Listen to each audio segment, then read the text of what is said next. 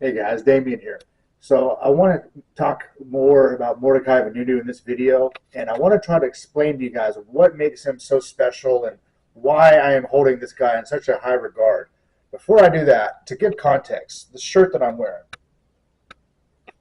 it's a guy by the name of Kazushi Sakuraba. He's an all-time great MMA fighter, and three things that have been consistent in my life that I have enjoyed throughout my whole life: comedy, video games, and mixed martial arts. And mixed martial arts, I have little pictures of me as like a little karate kid at like 4 or 5 years old. I've loved martial arts my whole life.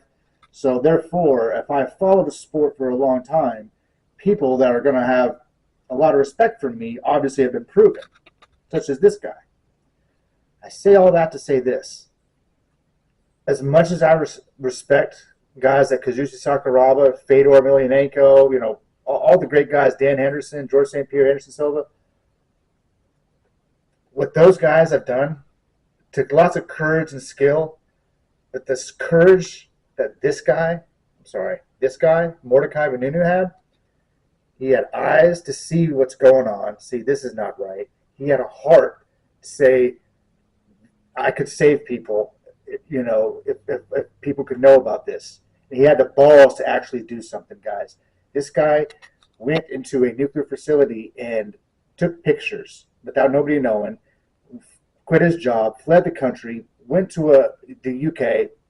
Israel could not kidnap him from the UK because they didn't want to mess up their relationship with them. So Israel honey trapped this guy. They got an American Israeli Mossad female agent. She probably showed cleavage and flirted with them. She ended up getting this guy, Mordechai Vanunu, to go on vacation to Italy. And while there, two Mossad agents kidnapped this man from Italy illegally, brought him back to Israel, had a secret trial, found this guy guilty of espionage. Now, here's the thing.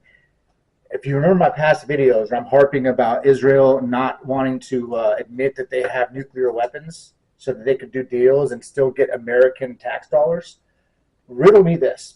So let's backtrack. If anybody remembers Jennifer Aniston back in the early 2000s when she had her titty picture exposed, I remember reading about that particular picture, and people were saying, hey, we don't know if it's real, we don't know if it's fake, and someone chimed in saying, well, depending on the lawsuit that she does, that will determine if it's this type of lawsuit, then it means it was a real picture. If it's this type of lawsuit, it means it was fake.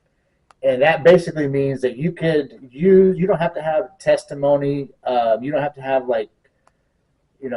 witness testimony like that. You can just have the circumstantial evidence to say, look, it is this way or it is that way.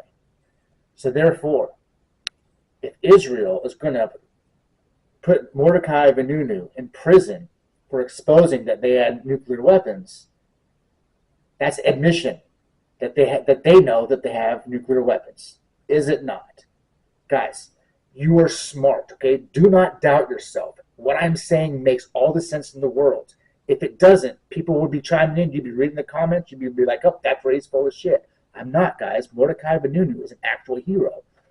You don't know about him, and I don't know about him. Is it because a guy single-handedly exposing a secret nuclear weapons facility, exposing that they had over 200 warheads, and then leaving the country and getting it published, and then being kidnapped and being in prison for 18 years, 11 and a half of those years in solitary confinement, guys, in Israel? Is that not an interesting story? Ask yourself, think about this, guys. I'm 46 years old. My challenge to you, ask anybody, whoever you can think of, the nearest person. Just be like, hey, random question. Have you ever heard of Mordechai Vanunu? Ask your parents. Ask your parents. Ask your grandparents. Okay, I don't expect younger people to know, but older people should know this. Don't you think? You would think they would know this, but they don't. That should mess with you. My next video is going to really highlight as to why no one knows about this. In the meantime, going back to my old video, all this stuff comes together. My last video, I was talking about nuclear weapons and whatnot.